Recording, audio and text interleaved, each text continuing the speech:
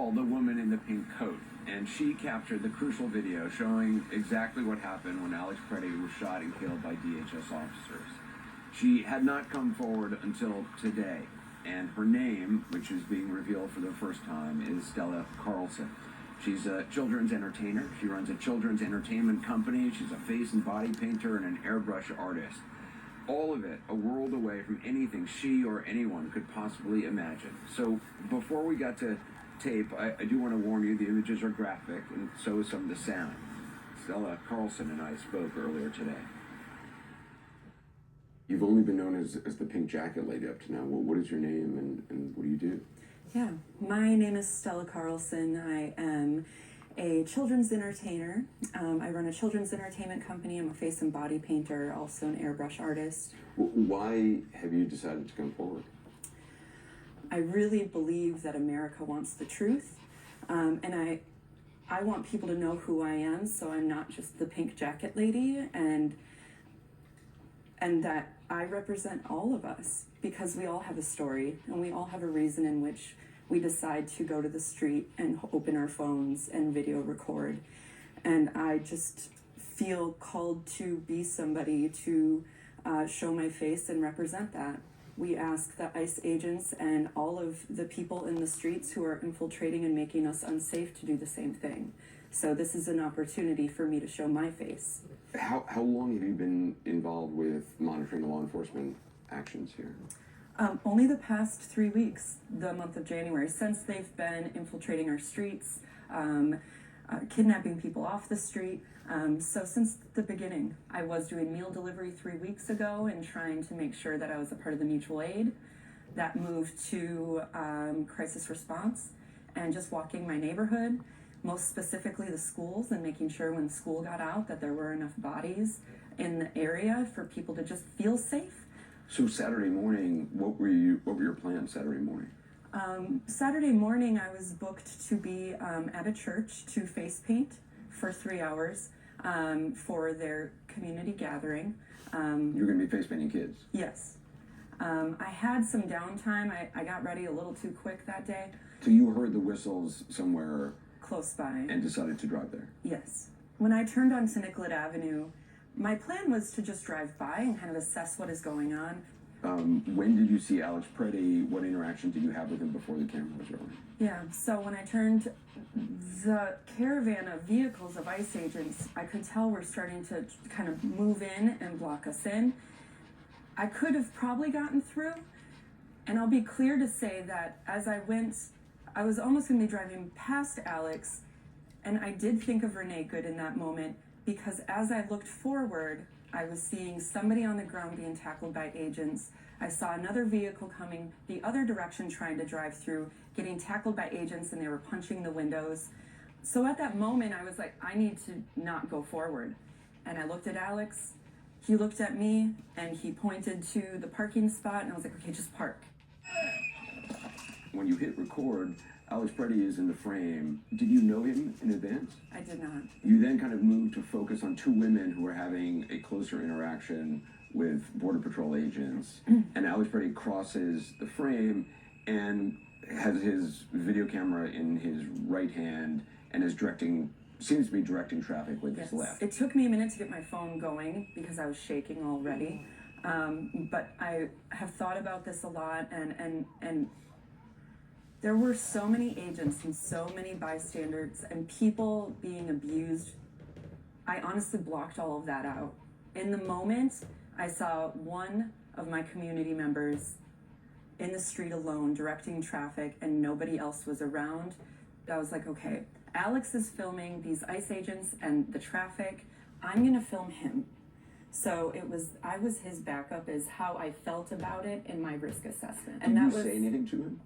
To Alex? Yeah. No, we never did speak. Kristi Noem said this looks like a situation where an individual arrived at the scene to inflict maximum damage on individuals and to kill law enforcement.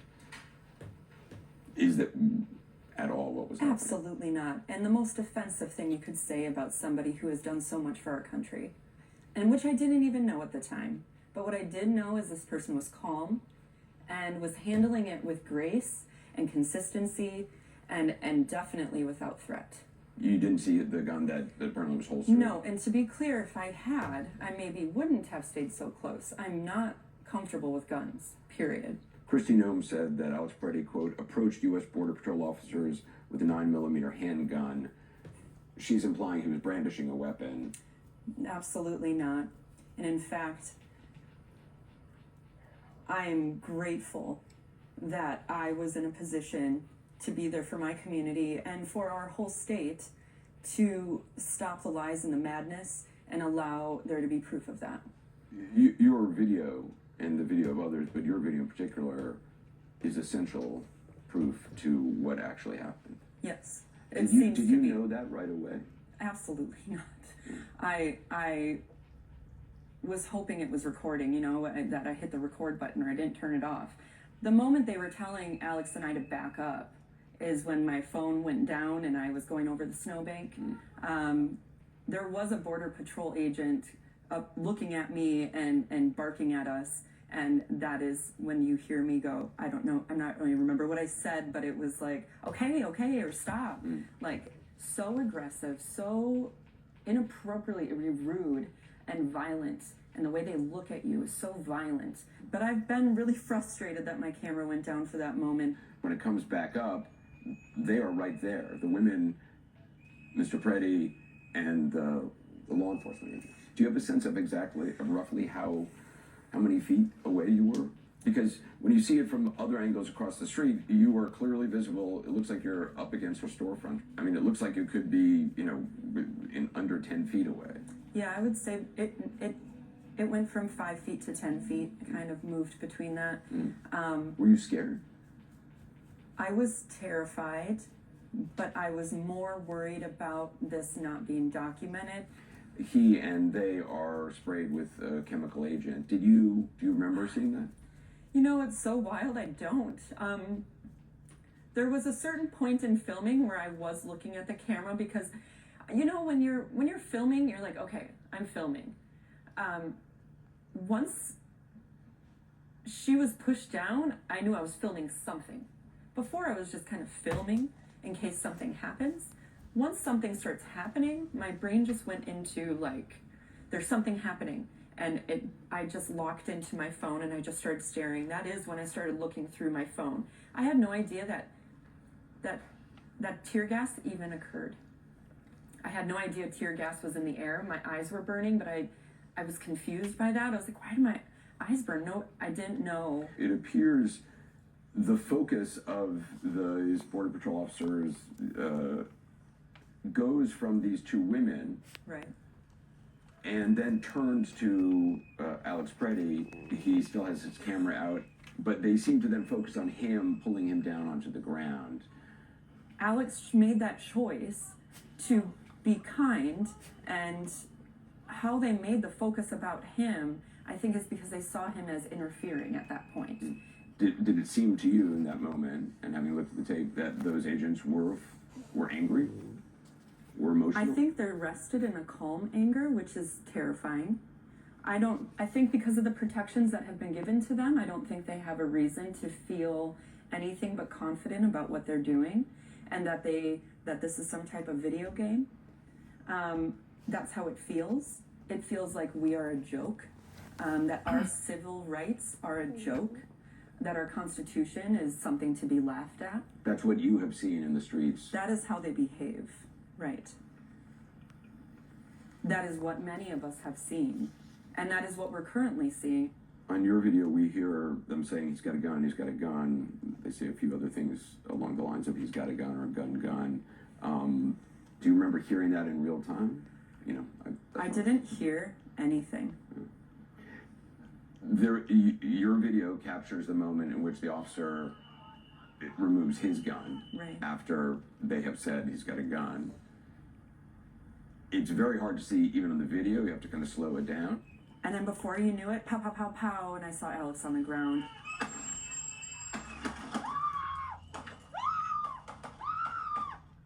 And then there's nobody around.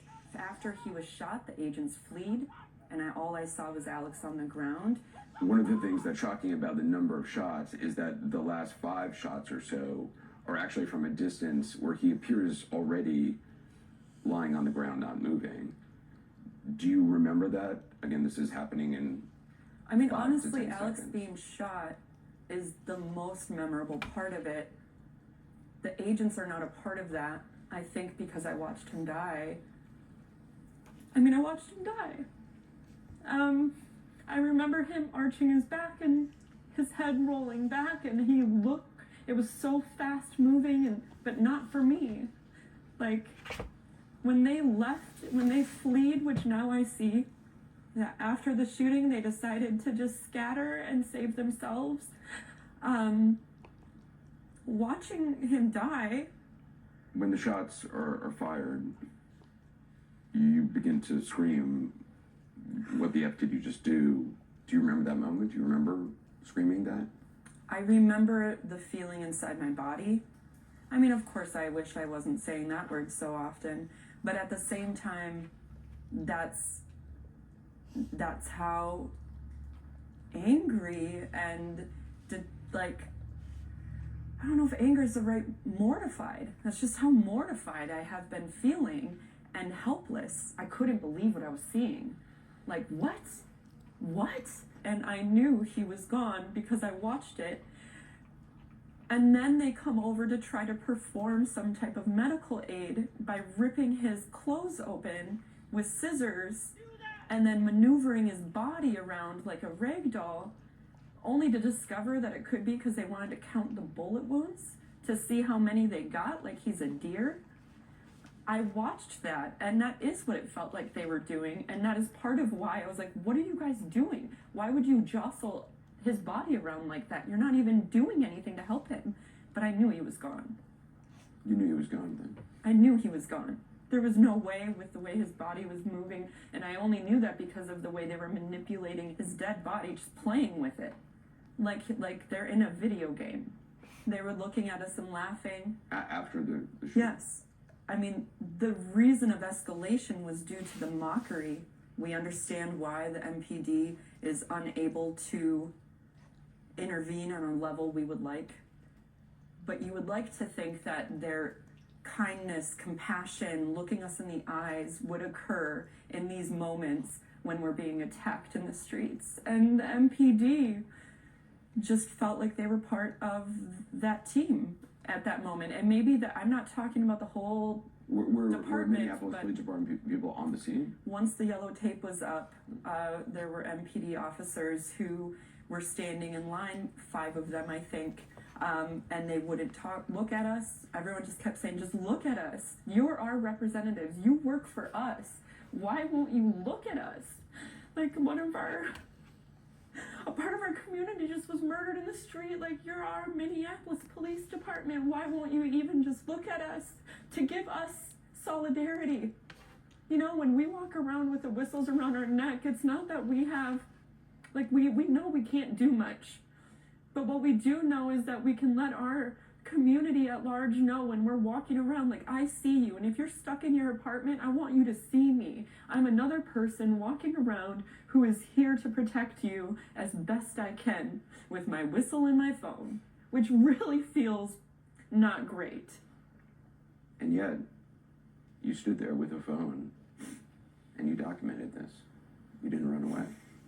I am not one to run when I'm afraid. I just, no way was I going to leave Alex by himself, undocumented. Like, that wasn't an option. I mean, obviously somebody was just executed in the street. I knew I was in danger. We all were. But I wasn't going to leave if we weren't all cleared out. And if it wasn't for the collective actions over the past 3 weeks, I don't know if I would have been able to stay that long. But I knew that this was a moment, and we all have to be brave. And we all have to take risks. And we're all going to be given moments to make that decision. And I guess in my default mind of crisis there, that's where mine fell. And I'm grateful to myself, and I'm grateful to anybody who was supportive to me after, to make sure I could get to safety and get that video uploaded to the right people. The federal government says that they are investigating what happened. Have you been contacted by anyone from the federal government? FBI? No, I have Border not. Patrol, Homeland Security? I do have a legal team now who are fielding much of that. and I am no longer accessible in those ways. I talked to your attorney this morning. She said she had not received any outreach from the FBI or anybody from the federal government. I do not think they have my name yet. Obviously, they will. You've given testimony to state investigators. Yes. Do you have confidence in a federal investigation? No. No, I do not. I have faith in various representatives throughout our country who are trying to do the right thing and make sure that justice is served. I have faith in our local government in Minnesota. I think they are wanting to make sure to protect us and investigate it thoroughly, but they are trying to block that from happening. They wouldn't even let the investigative team come to the crime scene. I mean, their goal is to protect themselves and to spin stories. It's incredible to me, though, that 4 days after this shooting, you have not been contacted by anybody from the FBI or the federal government. Right. What does that tell you? I wouldn't go talk to them. That they're protecting themselves and they don't care about the truth of what happened. They're looking for their way to create the truth that protects them and allows them to move forward with whatever it is, which we all have various ideas of what that looks like, but whatever it is that their long game is in creating this violence in our streets. This is not, these are people from all over the country who have not been trained to intervene, kick down doors, break away families, leave children stranded in the street without their parents, having communities throughout Minnesota trying to come together to figure out who can foster all of these children who have been abandoned in apartments that have been kicked down with now no family around. I mean, how can you justify that? There's enough evidence for what they've been doing before it ever came to murder. To you, this is murder? Yes, I know it is. It was an assassination in full view in the middle of the streets of somebody who has served our country and continues to at the Veterans Hospital. Like, nobody should have to worry about being assassinated in their streets, especially in America, which nowhere it should be that way. I think people are feeling like there's nobody here to help us. There's nobody who can step in to protect us. And I think people are at a loss and shooken. Like, what do we do? What can we do? What is in our constitutional rights that don't seem to matter? The Constitution doesn't seem to matter. There's many people who have died, but we don't know what that looks like. You know, people from being detained and having a medical crisis without intervention. I've heard of many stories where people are sick and they don't have their medications. Like, all of those human rights violations, those stories aren't being told yet. So this is only the beginning of a very long road. When this does end, we're all ready to move forward with productive ways to make this better. But how do we do that when our local officials in the state of Minnesota also have their hands tied? So it broke down to, then it's us. We only have each other. Nobody's here for us. Nobody's going to help us right now because their hands are tied. So this is what we can do. I can document in case somebody gets detained, which is what I was filming, right? In case someone gets detained. Did I think I was going to be filming a murder? No. An assassination? No. Do you worry about you becoming a target because you've spoken out? Yes, absolutely. Yes. But yeah, I hope that me coming forward and doing this allows others to do it with me. I think there's safety in more of us taking those risks. But I understand we cannot all do that. This is just, one more moment to tell the truth, one more moment I'm just here to represent all the work we're doing, and I'm here to represent the truth. I'm not here to represent me, I'm here to represent we. I care about my community, I care about my state and my country. And this is one small thing I can do. That was Stella Carlson, who provided crucial evidence for whatever